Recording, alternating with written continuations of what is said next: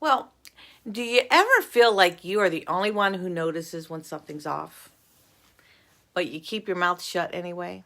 Oh, maybe it's your friend group. They're talking trash about somebody. You know it's wrong. Or maybe it's a teacher or coach who's playing favorites. And you don't like it. And you know it's wrong. Maybe it's scrolling online and you're just watching everyone that you scroll by pretend that they believe the same thing. Because it's easier to go along than to speak up. Yeah, I get it. I mean, I've done it. I still do it sometimes. But here's what I wish I'd known.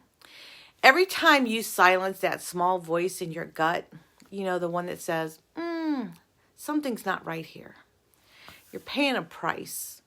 And the price it's invisible at first, but like compounded interest, it adds up over time. And that's what today's video is about. The hidden price of going along to get along. And why critical thinking, you know, my favorite ingredient, is the ingredient in my confidence recipe that nobody talks about enough. I just can't believe that this isn't like a hot topic. So, what does going along to get along really look like? I mean, we talk a lot about peer pressure, but let's be honest. Peer pressure isn't always loud. It's not somebody shouting, come on, do it, do it, do it. No, a lot of times, many times it's silent.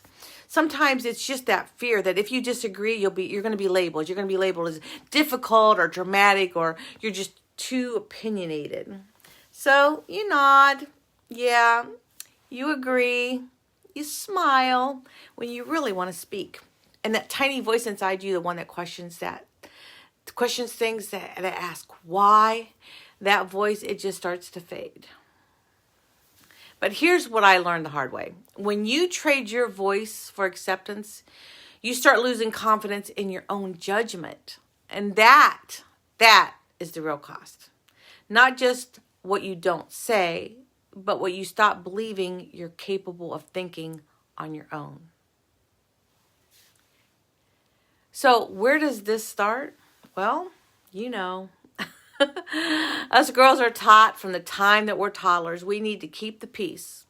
We need to smile, be nice, don't cause trouble. We learn to smooth things over even when something feels unfair or wrong.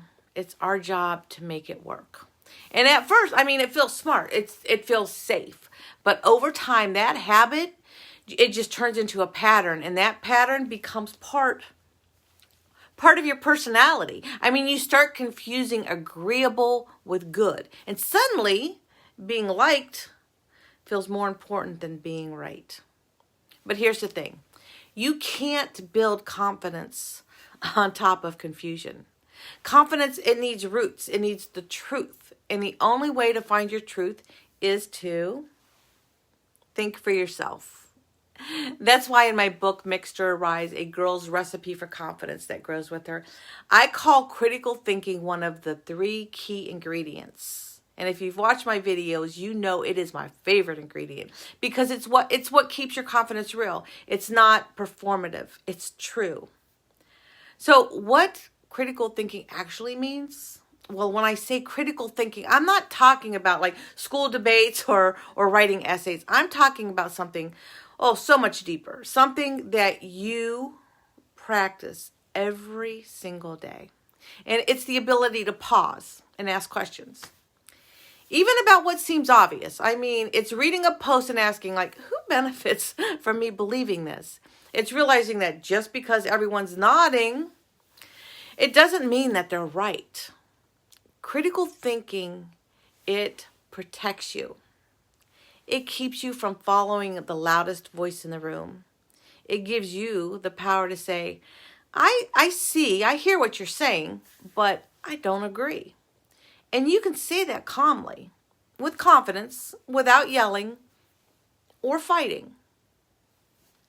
So what is the hidden price tag? Let's talk about that. Let's talk about that hidden price. So every time you go along to get along, here's what you lose. Piece by piece. Your inner voice, it gets quieter. That's right. Your instincts, they get dull. And you start second guessing yourself more. yeah, you feel a little uneasy, but you can't explain why. And before long, well, you wake up and you realize you've built a version of yourself that fits in, but it just doesn't feel like you. And that's not confidence. That's costume confidence. It looks good on the outside, but it feels hollow on the inside. And that hollow feeling, that's your soul just trying to tell you you traded your truth for comfort. So, how do we start thinking for ourselves? How do we fix this? Well, we start small. Next time something doesn't sit right, pause. Ask yourself, why do I believe that? Who told me this was true? And what would I do if I wasn't afraid of being judged? Those are great questions. Write your answers down. Say them out loud if you have to. That is critical thinking in action. And it's how you build real confidence, the kind that no crowd can shake. And remember my confidence recipe. Grit plus Moxie plus critical thinking equals confidence. Grit gets you to take that first step.